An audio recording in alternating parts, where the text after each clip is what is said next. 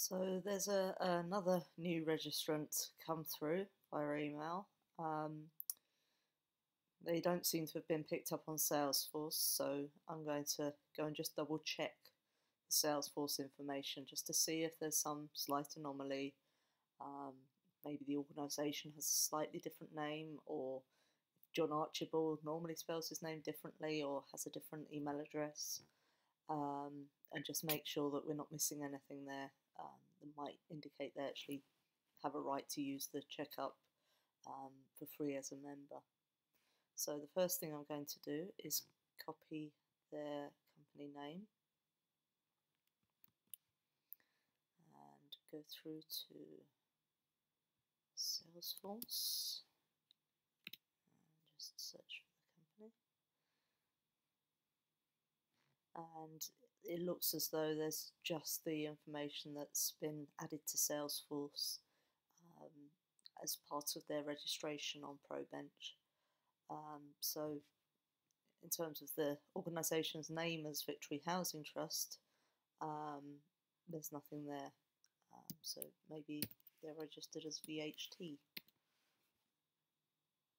Victory Housing? Again, no. Right, so the next step is to search for John Archibald.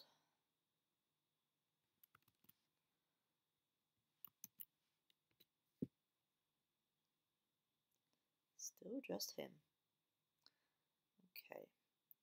So the email address would have tallied up with anything else on Salesforce, so we don't need to check that one separately, I think.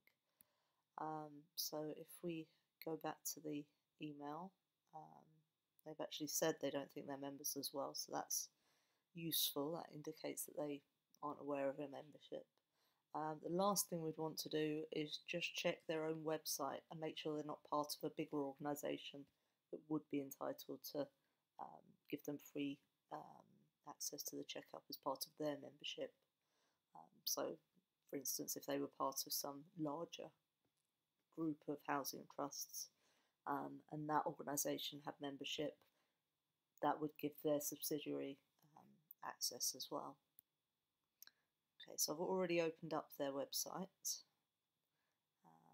and on the About Us page it explains that they're a registered charity and doesn't say anything about them being part of another organisation. They seem to just be quite local. So that indicates that they're not members, and we need to get in touch with them about possibly paying for the checkup. Okay, so I've already started up an email to this effect. So it just explains that their registration came through to me. As they're not members, there is a charge for the checkup, $2.50 for organisations unless they've got less than 50 employees, in which case it's £100, and that in order to pay they'd need to give Tom in our finance team a call, and that is also why Tom is copied in as well as Mile. So that looks fine to me. I've changed the name to John and changed the organisation name to Victory Housing Trust, and that's good to go. So we'll just send them an email and see what happens. Maybe I will put a title in though.